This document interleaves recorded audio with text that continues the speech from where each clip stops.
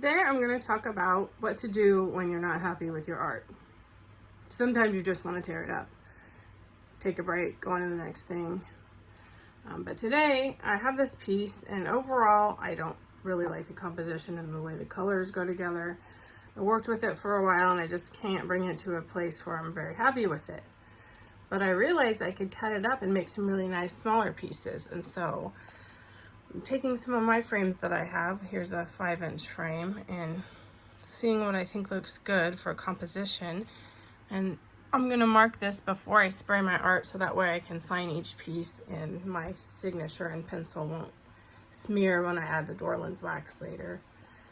Which I'll probably just do to the pieces that end up going on my wood panels. The ones in the frame I probably won't put the door lens wax on, but anyway, basically I just take a frame like I have here, find an area of the painting that I like, which is I have one here. I don't completely love it like this, but when I frame it I think it looks really nice. Did the same thing up here.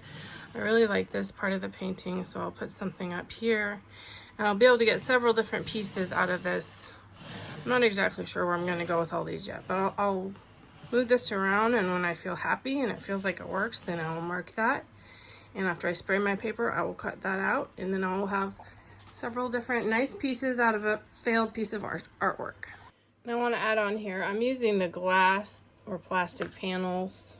This is from a 5x7 frame. This is from this 5x5 frame.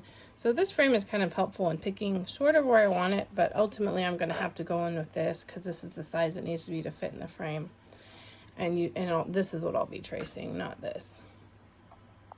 Okay, I have another thing to add. I found some 5x5 cradled boards online, and I think I'm going to order those.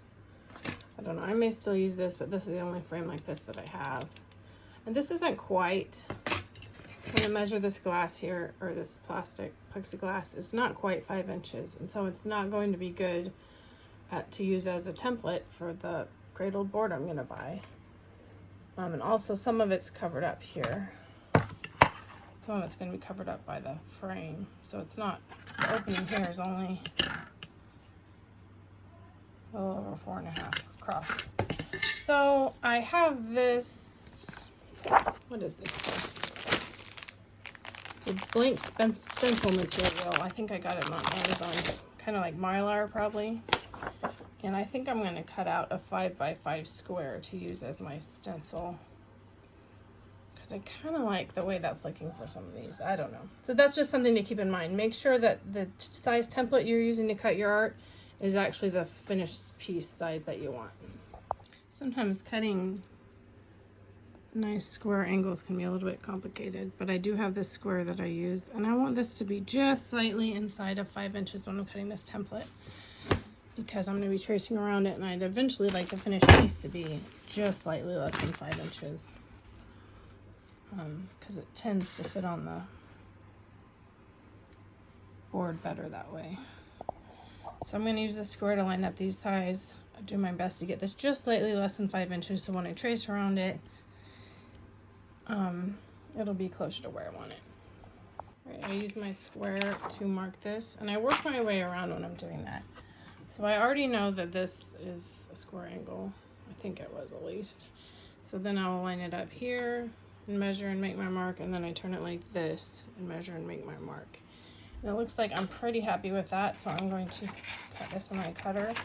I tried a few minutes ago and it worked just fine, my slide cutter. I have a bigger slide cutter, but this works well for small jobs. Alright, I got that cut out. And let's see here.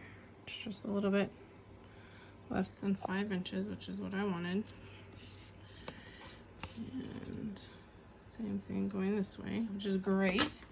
And just for kicks, I put it in this frame that's supposed to be for a 5-inch piece, and it fits great. So I'm going to be able to use this for a template. I can use it for this even, and I can also use it for the 5-inch cradled board that I'm going to buy. So I'm going to go around my piece and mark them now.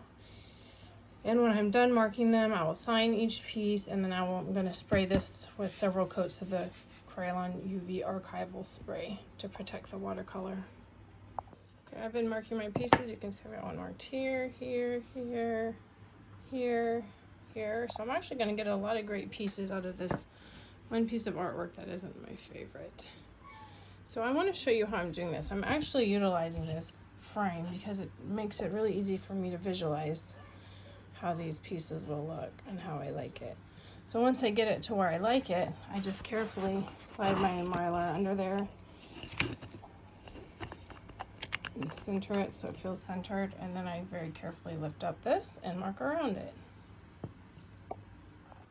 I've got my piece back from spraying it with the 3 double coats of Krylon UV archival spray, and I do that. I go across this way, then I let it dry for 15 minutes, and I do that for 3 times total, and then it had a good time to dry after that. So now let me see, you can see I've got my signature here on each of the pieces, and that's sealed on there now with a spray. So this paper is stretched onto the board, which makes a really nice flat sheet of paper, even when you watercolor and get it wet. So I'll do another tutorial on that sometime. But for now, I'm going to cut it out somewhere around the edges, since it doesn't matter a lot with this piece.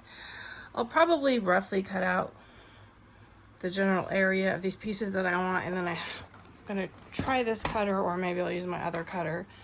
This is a really nice cutter I got that can do big pieces, which this isn't a big one. This is a Carl cutter. But yeah, so once I get these cut out, I will show them to you. I want to show you that I'm using this long ruler thing I've got as a straight edge to help me cut.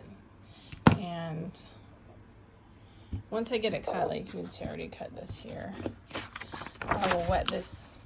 I'll peel off what I can, but I'll wet the rest and kind of let it sit for a few minutes, and then usually I wash it off in the bathtub to get it ready to stretch another piece of paper, just to get the adhesive off, any that might be left on from the tape.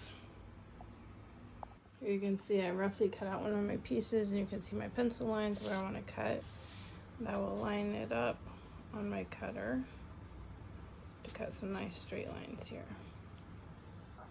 Here's some of the pieces I've got cut out so far, and what I've learned is I want to cut really close to the line, or else these are just a little bit smaller than I wanted. I think they'll work fine on the cradled wood I bought, but they're a little bit, maybe a little bit more than a 1/16 of an inch short.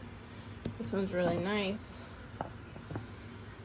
I love them. So I have some more pieces to cut out here. I have a few extras like this that I might make a template for bookmarks. Let's see about that, and some little pieces here I'll possibly save for collage. So all kinds of fun stuff you can do, but I want to show you how I use my cutter here. So I can't really show you while I'm doing it, but what I'll do is I'll hold my piece carefully and line up the first cut how I want it. So I'll cut that, but then after that I turn that piece that I know is nice and straight and I line it up down here when I make the second cut, and that'll help me get a straight edge. So that first one I'm just eyeing it and holding it still, but the other ones I'll make it flush down here to help me get that square corner, those square corners. Okay, here are all my pieces cut out, signed, sealed with the archival Krylon UV spray. I went ahead and framed this one so you can see how it looks. I'm planning on mounting all of these on my 5x5 cradled wood board I ordered from Dick Blick when they come. But I'm really happy with them. I love them so much than the whole entire piece together. And I'll have to do another video when I get those boards because it's going to be a little while. But this is how you salvage bad art. Cut it up. At least that's one way. And see about making these into bookmarks. Maybe I'll make a video for that. I've seen people seal the bookmarks with the Dorland's wax, so interested to see how that would work.